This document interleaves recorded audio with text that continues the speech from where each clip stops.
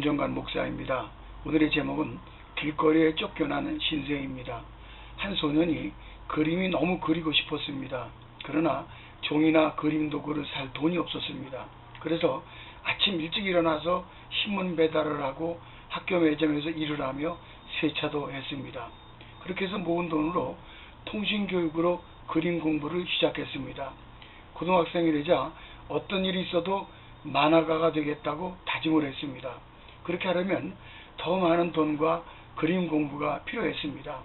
방과 후에 젤리 공장에서 일했고 우편 배달도 했습니다. 그리고 잠자는 시간을 아껴가면서 그림 공부에 몰두했습니다. 고등학교를 졸업하고 가난하지만 결혼을 했고 만화를 그려서 생계를 이어갔습니다. 한때 광고 대행 행사에 취직하기도 했지만 그림에 소질이 없다는 이유로 해고를 당했습니다. 그는 6달이나 집세를 내지 못해 결국 길거리로 쫓겨난 신세가 되고 말았습니다. 그는 몹시 방황했습니다. 어디로 가야 할지 몰라 방황하던 중 한 교회에 들어가 눈물을 흘리며 기도하고 있었습니다. 이때 목사님이 다가와 조용히 물었습니다. 왜 그렇게 낙심하고 있습니까? 목사님, 제가 그린 만화를 가지고 출판사에 갔지만 거절당했습니다. 이제는 저는 희망도 없고 갈 곳도 없습니다. 그러면 일자리를 구할 때까지 교회 창고에서 지내시죠. 목사님, 정말 고맙습니다. 목사님은 세상 사람들은 다 버린다 할지라도 하나님께서는 자기를 찾는 백성들은 결코 버리지 않으시니 용기를 내십시오 하고 간절히 축복 기도를 해 주었습니다. 이제 그 허름한 교회 창고는 안식처요, 사무실이요, 꿈꾸는 장소가 됐습니다. 그런데 그 창고 안에 생쥐가 살고 있었습니다. 그는 만화를 그리다가 생쥐를 물끄러미 바라보곤 했습니다. 근데 하루는 생쥐를 보고 물을 쳤습니다. 이 생쥐를 만화 주인공으로 그려보면 어떨까? 세상에 우리 부부처럼 어려움을 당하는 사람들도 많겠지?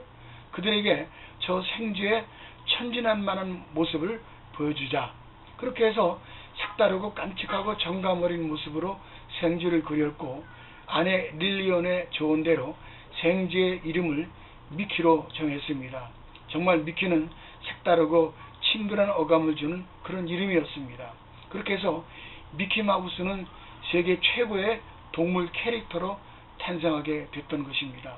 이어서 그는 1925년에 자기 이름을 따서 웰트 디즈니사를 세우고 미키마우스, 백설공주, 도나들 같은 애니메이션 만화 영화를 통해서 성공의 발판을 마련해 나갔습니다.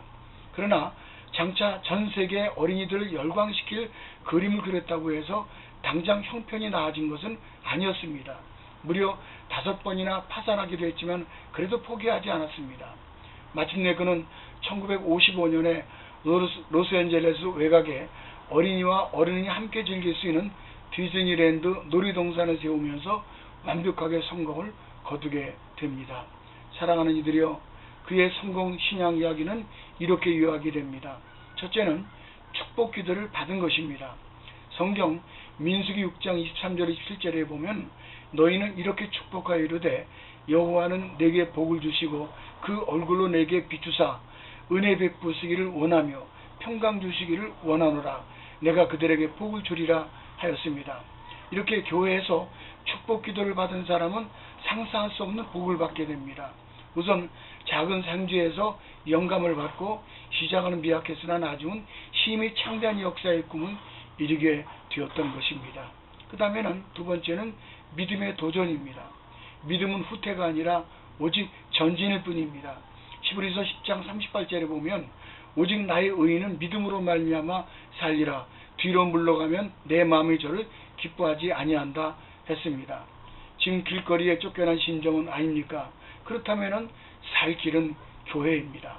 부디 디즈니처럼 하나님의 복을 시작으로 믿음의 길에서 승리하게 되기를 주님의 이름으로 축복합니다. 다음에 또 뵙기를 원하며 부산에서 드립니다.